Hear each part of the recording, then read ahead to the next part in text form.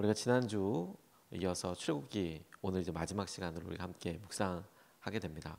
하나님께서 이스라엘 백성들을 광야에서 어떻게 인도하셨는지, 그 출애굽기 전반적으로 여러 사건들과 하나님의 언약, 십계명을 중심으로 한 율법들도 우리가 같이 살펴보게 되었는데, 이 가장 마지막에는 그래서 하나님께서 이스라엘 백성들을 날마다 이끌어 주신 방법, 그 방법을 아주 개괄적이지만 하지만 똑똑히 상상할 수 있도록 그렇게 하나님께서 우리에게 보여주시고 말씀해 주셨다라고 싶습니다.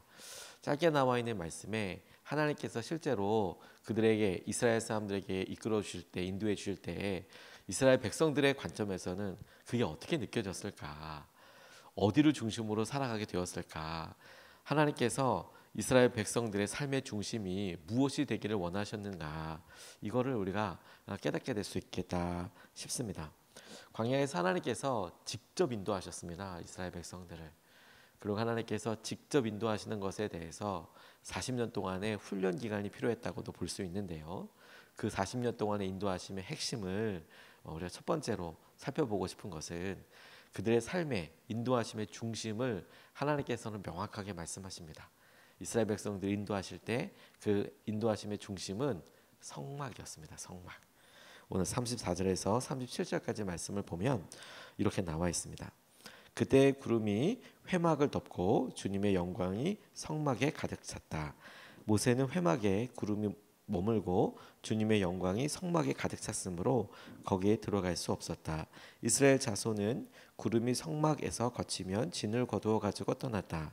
그리고 구름이 거치지 않으면 거칠 때까지 떠나지 않았다라고 이야기하고 있습니다. 우리가 앞서서 하나님께서 율법을 주실 때 그 의미가, 영적인 의미가 하나님께서 이스라엘 백성들에게 당신께서 허락하신 방법에 따라 예배하면, 그리고 하나님께서 허락하신 방법대로 하나님을 찾으면 하나님이 그들의 말과 간구와 예배를 받으시고 응답해 주신다. 율법의 의미는 우리에게서 하나님께로 나아갈 수 있는 통로를 하나님이 우리에게 허락하셨다. 이렇게 볼 수 있다라고 말씀을 드렸습니다. 하나님께서 그런 율법을 주실 때 그 율법에 출애굽기에 나오는 굉장히 많은 부분들이 성막과 관련된 거예요. 이렇게 성막을 지어라. 그래서 출애굽기에는 성막과 관련된 내용이 2번 나옵니다.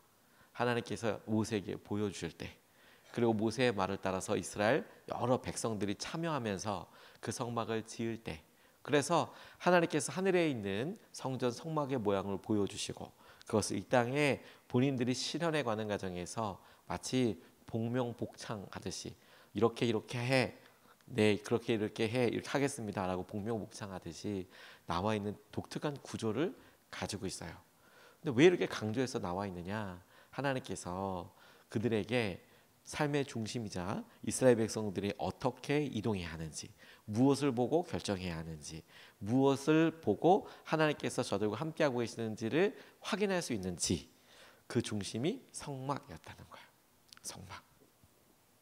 하나님과의 관계를 말하는 장소이고 이스라엘 백성들이 하나님께서 그들과 함께하고 계시다라는 것을 표현하는 믿음의 고백이기도 했습니다. 하나님께서 이스라엘 백성들이 주셨던 이런 독특한 것들은 여러 역사를 통해서 변화되기도 했어요. 예를 들어 이 움직이던 텐트, 성막이 회막이라고도 불리고 성막이라고도 불리고 있는 그 표현은 똑같은 표현이지만 이것이 텐트 형태로 이렇게 움직이고 있는 그런 모습이기도 하고 회중에 모이는 그런 장소이기도 하고, 그래서 회막이나 성막이나 똑같은 것인데 이름이 그렇게 불려지게 되는 것인데, 이것이 형태가 바뀌었다라는 것이 이게 솔로몬 시대의 성전이 되기도 하고, 그리고 역사적인 여러 일들과 이스라엘의 패역함으로 인하여서 성전이 무너졌을 때 그들이 바벨론으로 잡혀가서 그들의 삶에서 율법을 상고하고 이렇게 했던 그런 여러 공동체의 모습으로 나오기도 하고, 근데 하나님께서 신약 시대에는 교회의 모습으로 나타나기도 하고, 성령이 오신 이후로는 우리의 마음속에 성령이 오셔서 우리가 곧 성전이라 성막이라 이렇게 이야기하는 것도 우리가 알고 있습니다. 우리 안에 성령께서 오셔서 우리가 주님의 말씀대로 따르고 순종해 나가는 것을 하나님께서는 우리가 성막 안에서 하나님이 모이고 인도하시는 모습과 똑같이 우리의 삶에 적용해 볼 수 있겠다라고 싶어요. 하나님의 영광이 성막에 임해서 하나님이 함께하고 계시잖아. 똑같이 여러 시대적인 변화들이 있지만 주님께서 말씀하신 대로 우리 안에 성령께서 오시고 충만한 주님의 영광과 은혜로 우리를 이끌어 가실 때 우리의 삶의 중심이 이스라엘 백성들에게 내가 어디를 확인해야 되지? 내가 어디에 말을 들어야 되지? 물어야 되지? 하나님께서 내게 어떻게 말씀하시지? 라고 이야기할 때 우리 안에 계신 성령님, 우리 안에 계신 말씀과 그 말씀에 순종하는 것을 통해 한 걸음씩 한 걸음씩 나아갈 수 있게 되겠다. 그걸 우리가 좀 주목하고 싶어요. 이스라엘 백성들에게 있어서 그들이 이동하고 그들의 말씀을 묻고 가지고 있었던 중심이 모세가 아니라 하나님께서는 끊임없이 성막이다. 내가 성막에서 너를 만나겠다. 성막에서 너희들 예배해라. 성막에서 너희들 함께 하시는 것에 대해서 주목하라. 하나님이 오늘도 우리의 마음과 또 우리에게 허락하여 주신 귀한 교회를 통하여 삶의 중심을 주시고 이끌어가게 하시는 것에 마음을 둘 수 있으면 좋겠습니다. 노아가 홍수 심판 이후에 그들이 겪었던 참담한 상황을 보고 1년 이상이나 물이 다 덮고 있었으니 그것이 보여지는 세상은 정말 before 그 전과 after 그 이후가 완전히 다른 그런 모습이었을 겁니다. 그냥 숲이 우거졌다.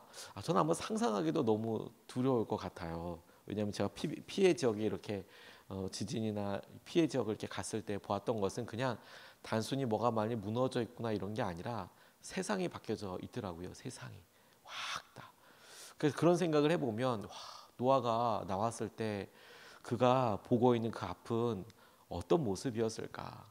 그냥 길도 없고 건물도 하나도 없고 그리고 어떻게 할 수 있는 그런 여건이 없다 이런 정도라면 하지만 여러분 우리가 그냥 캠핑장만 가도 땅이 다 골아져 있고 그 텐트를 칠 수 있도록 혹은 물을 떠올 수 있도록 뭐 이런 게 있고 그런데 아무것도 없이 물은 어디서 구하며 그러면 집은 어디서 지으며 그 집을 지을 수 있는 재료는 어디서 얻으며 그런 여러 일들이 모든 것이 그냥 우리 삶에 당연하다고 생각하는 것이 너무 많은데 그런 홍수 피해나 지진처럼 이런 게 일어나고 나면 그런 기반 자체가 아예 없어지거든요. 노아가 그런 황당한 세상을 지금 만나게 됐어요. 하지만 살았죠. 하지만 하나님께서 살려주셨죠. 그리고 앞에 버젓이 이제 나무들도 다 보여요. 그런 여러 일들에서 노아가 했던 첫 번째 것이 무엇이었느냐?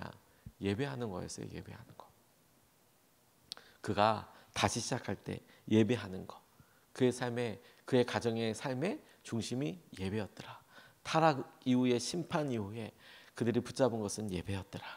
똑같이 여러분 우리 삶에 우리가 다시 시작한다면 하나님께서 마치 부활의 새벽을 맞듯이 우리가 죽었고 다시 시작한다면 그 시작하는 첫날의 첫 번째 단추는 예배이고 그 예배의 핵심은 우리가 주님의 말씀에 귀 기울이고 주님의 말씀대로 순종하겠다라고 다짐하고 실제로 우리가 문을 나갈 때 하루를 열 때 주님 우리에게 인도해 주시는 것을 따라 평안을 따라 약속을 따라 순종해 나가는 삶 그것을 우리가 오늘 본문의 성막 중심의 삶과 하나님 중심의 삶과 우리 안에 계신 성령님 중심의 삶으로 적용해보고 붙잡고 싶어요. 주님께서 우리의 마음속을 이끌어 가실 때 하나님을 향한 고백과 마음에 부끄러움이 없이 주님 옆에 나아갈 수 있으면 좋겠습니다. 두 번째로 의지하고 싶은 것은 그 성막에서부터 시작된 하나님의 구체적인 인도하심인데 어디서부터가 중심이냐가 중요했던 이유가 뭐냐면 하나님께서 인도하는 방식과도 연결이 되어 있습니다. 38절 말씀을 보면 이스라엘 백성들이 어떻게 길을 이동했는지에 대해서 나와 있는데 그들이 길을 가는 동안에 낮에는 주님의 구름이 성막 위에 있고 밤에는 구름 가운데 불이 있어서 이스라엘 온 자손의 눈앞을 밝혀주었다라고 이야기하고 있습니다. 그들이 40년 동안 이 광야를 쭉 돌아다닐 때 어떻게 그렇게 쭉 따라서 이동하게 되었나 뭘 봤나 라고 생각해 보면 궁금하지 않습니까? 성경에 분명히 쓰여져 있어요. 구름 보고 돌았다라고 나와 있습니다. 여러분 우리가 60만 명이나 되는 장년들이 있었다 그렇게 이야기하고 학자들에 따라서 약간의 차이가 있지만 200만 명이라고 보는 사람도 있고 250만 명이라도 300만 명이라도 많이 보는 사람들, 이렇게 보는 사람도 있는데 적게 잡아도 60만 명이 훨씬 넘는 그 숫자에게 우리가 어떤 소식을 전달한다고 생각해 보세요. 그 전달할 때 시간은 얼마나 걸릴까요? 우리가 요즘도 가끔 제 기억에는 몇 년에 한 번인지 정확히 기억은 나지 않습니다만 인구 센서스 조사 이런 거 나라에서 하던 것을 기억합니다. 3년에 한 번인지 4년에 한 번인지 집에 갑자기 이렇게 초인종 누르고 열어주면 인구 무슨 나라에서 조사 나왔다고 그게 보면 뭐 몇 살이세요, 뭐 있어요, 뭐 이런 거 막 물어보는 그런 통계 있지 않습니까? 몇 년에 한 번씩 꼭 와요. 그래서 그런 인구 센서스에 따라서 뭐가 바뀌었다, 뭐 소득 수준이 어떻다, 뭐 이런 거 통계 내는데요.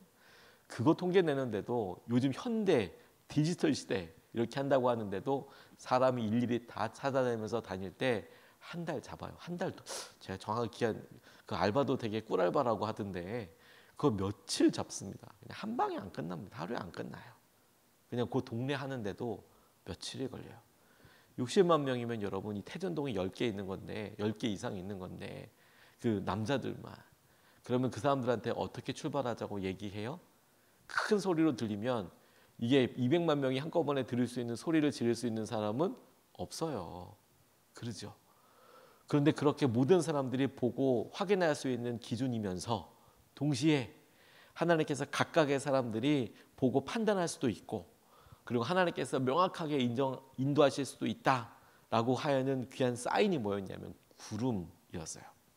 근데 제가 이것에 대해서 조금 특별하게도 구체적으로 생각해 볼 수 있었던 것이 무엇이냐면 구름이 실제로 광야에 가보니까 많더라고요.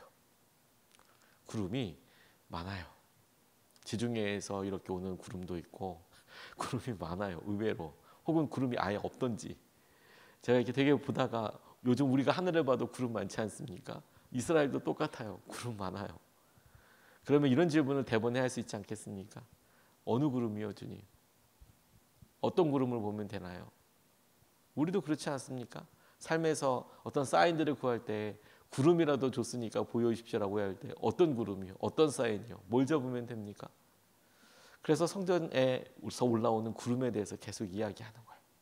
하나님께서 그들에게 성막을 주시고 하나님과의 약속과 율법을 주시고 그 율법에 대해서 순종하고 사모하는 마음을 주시고 그리고 하나님께서 구름으로 이스라엘 백성들 인도하신다고 하셨을 때 밤에 빛나고 막 뜨겁게 불기둥이 되고 구름 기둥이 되고 쉐키나라고 이야기하는 그런 것들이 함께하기도 했지만 그런 영광의 모습뿐만 아니라 그 모습이 성막에 머물러서 성막에서 높이 떠오르면 짐 챙기고 저 짐 챙기라는 거구나 말하지 않아도 사람들이 그리고 움직이면 움직이는 대로 다 짐 싸고 그리고 움직여서 쭉 이동한 다음에 구름이 내려앉으면 그곳에서 많은 시간 동안 남아있고 그게 핵심이었어요. 그게 하나님 이동하라고 말씀하시면 짐 싸고 이동하시는 대로 이동하고 그리고 이동한 다음에 내려앉아 있으면 주님께서 다시 말씀할 때까지 거기에 한 달이든 1년이든 남아있는 거 하나님께서는 참으로 이것을 40년 동안 훈련시키셨다는 게 우리에게 참 너무 귀하다라고 싶어요.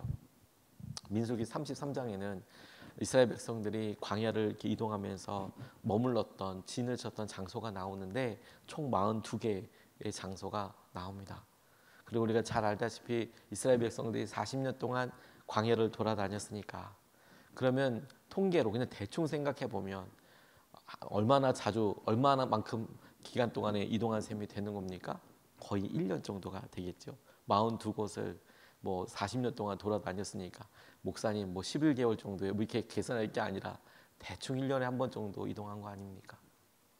우리 생각에 아유 구름 떠서 저 기동하는 게 얼마나 그럴까 혹은 구름 따라 이동하니까 얼마나 빨리 이동할까라고 싶지만 그들의 이스라엘 백성들의 관점에서 생각해서 가만히 보면 참 이것은 기가 막힌 훈련이고 기가 막힌 고백의 시간들이었다라고 싶어요. 일주일이나 한 13일 정도면 갈 수 있는 거리를 저들이 40년 동안 걸려서 가요. 참 속도는 진짜 아무것도 아니죠. 진짜 하나님께서 그렇게 빨리 수 있는 거리, 빨리 갈 수 있는 거리를 돌아 기다려 이렇게 생각을 하죠. 그럼 사람들은 이렇게 오랫동안 기다렸으니까 말씀 안 하시나 보다라고 생각하지만 아니요. 사실 하나님께서 날마다 말씀하고 계셨어요. 무슨 말씀을 하셨는데요? 일주일에 1년에 한 번씩 이동했는데요. 아니요. 오늘 본문 말씀에서 이야기했던 것처럼 진에 구름이 머물러 있으면 그러면 그냥 머물러 있는 거잖아요. 하나님은 날마다 말씀하셨어요. 364번을 똑같이 말씀하셨죠. 오늘 머무르는 날이다. 오늘 머무르는 날이다. 오늘 머무는 날이다. 오늘 머무는 날이다. 오늘 머무는 날이다. 오늘 머무는 날이다. 계속 그렇게 말씀하셨죠. 그 말씀에 순종한 사람들이 마침내 하나님께서 구름이 뜨고 그 구름을 보고 그리고 마침내 하나님 저 길로 가는 겁니까? 라고 이야기할 때에도 아마 수없이 물었을 거예요. 하나님 이게 맞나요? 이렇게 해야 되나요? 하지만 어리석어 보이지만 그렇게 따라가는 사람들이 하나님의 은혜를 누렸다고요. 뿐만 아니라 여러분 이스라엘 백성들 이렇게 봤을 때 가나안 땅이 어디 있는지도 다 알아요. 아니 그 동네에서 아무리 넓다고 하지만 여러분 우리가 서울에서 40년 정도 살면 동대문이 어디 있는지를 알고 그리고 저쪽에 무슨 뭐 어디 어느 학교가 어느 대충 어디쯤인 거 알고 40년 살면 대략은 알거든요. 40년 정도 살면. 근데 이스라엘 백성들이 광야에서 40년 사니까 가나안 땅이 어디 있는지 모르겠습니까? 어떻게 가면 되는지 모르겠습니까? 그들 가운데 왔다 갔다 하는 베두인들도 있고 상인들도 있고 다 그러잖아요. 몰랐겠어요? 다 알죠. 그런데 구름이 떠요. 그런데 이스라엘이 가야 될 약속의 땅 가나안과는 반대쪽으로도 움직이는 거예요. 혹은 상관없는 곳으로 움직이는 거예요. 다 아는데. 근데 구름이 글로 가요. 뭐 어떻게 해야 돼요? 구름 따라 이동하는 거예요. 그리고 구름 따라 이동한 사람이 결국에는 하나님께서 말씀하신 약속의 땅에 들어가게 되는 거예요. 이게 비밀인 거예요. 이게 훈련의 중심이었던 거예요. 방향이 아니라 주님께서 인도하시는 대로 내가 가고 갔더니 하나님의 인도하심과 하나님의 동행을 통하여서 하나님의 방향과 하나님이 정하신 속도를 따라서 약속의 땅으로 들어가게 되는 것이지요. 그래서 여러분 이스라엘 백성들 가운데 누구라도 가나안 땅을 어디 있는지 알건 모르건 상관하지 않고 언제 갈 수 있는지 가장 빠른 길을 알건 모르건 하나님께서 예비하신 가장 합리적인 선하신 시간과 기간에 이스라엘 백성들이 약속의 땅에 들어가더라. 우리는 그 주님을 믿는 거예요. 주님 인도하시는 그 주님의 임재를 믿는 거예요. 그리고 성막에서 또 오는 구름 따라서 이끌어 가는 거예요. 제가 어제 저녁에 말씀을 한 가지 이렇게 듣고 하는데 하나님께서 그 목사님 통해서 이런 이야기 하시더라고요. 하루만 참으면 된다. 하루만 참으면 된다. 너희들 삶이 아무리 힘들어도 하루만 참으면 된다. 그러면 다시 하루가 지나고 나면 새벽이 오고 그 새벽은 부활의 새벽이 될 것이다. 우리가 그거 믿는 거 아니에요? 죽음이었던 십자가 예수님의 죽음이 그대로 끝나는 것이 아니라 부활의 새벽이 됐을 때 우리가 상상도 못했던 은혜와 만남이 있는 것처럼 날마다의 삶을 부활의 새벽으로 만날 수 있잖아요. 그래서 오늘만 참으면 된다. 근데 저는 이런 고백이 떠오르더라고요. 아 오늘만 순종하면 된다. 딱 오늘 내일 걸 걱정할 게 아니라 오늘만 순종하면 된다. 순종하고 그럼 하나님께서 모든 이스라엘 백성들을 가장 놀랍고 선하신 방법대로 가나안 땅에 이끌어 가시고 주님이 예비하신 젖과 꿀이 흐르는 축복과 은혜를 우리에게 회복시켜 주시고 이끌어 주실 줄로 믿습니다. 그 은혜를 오늘도 우리가 기쁨으로 기대하며 오늘 하나님께서 날마다 만나를 허락하여 주시듯이 날마다 구름으로 우리 이끌어 주시듯이 날마다 우리를 인도하여 주시듯이 그 주님과 함께 동행하는 하루 되시기를 주님의 이름으로 축복합니다. 오늘 두 가지 같이 나눴습니다. 성막의 중심이더라. 우리의 지금 보여지는 표현으로 적용해 보면 교회 중심이고 우리 안에 있는 성령님 중심으로 우리가 의지하고 붙잡고 나아가더라. 두 번째, 구름 따라가더라. 성막에서 떠오르는 구름, 우리가 적용해 본다면 예배를 통해서 우리에게 말씀하시는 것과 우리가 큐티를 하고 말씀을 볼 때 우리에게 말씀하시는 것과 그 말씀에 대해서 우리가 즐거이 순종하고 나아가고 주님과 동행하는 것을 통해서 주님이 우리의 길을 이끌어 가시더라. 하루만 순종하면 된다. 하루. 오늘 여러분 우리가 아무리 힘들어도 오늘 하루만 주님 따라서 은혜로 기쁨으로 기대하며 나아가면 좋겠습니다. 이것을 붙잡고 두 번 나눠서 같이 기도하겠습니다. 첫 번째로 주님 우리 삶의 중심에서 우리를 인도하시고 다스리소서 이렇게 기도하고 싶습니다. 성막이라는 표현을 중심이라고 좀 바꿔봤어요. 주님 우리 중심에서 우리 마음의 중심에서 우리를 인도하시고 우리를 다스려 주십시오. 성막에서 주님께서 함께 하시고 이끌어 주시듯이 오늘도 우리 안에 성령의 인도하심과 오늘도 교회와 우리 공동체와 상황을 통해서 우리에게 말씀하시는 그 중심에서 우리를 인도하여 주시고 우리를 다스려 주시옵소서. 우리가 첫 번째로 같이 함께 기도하시겠습니다.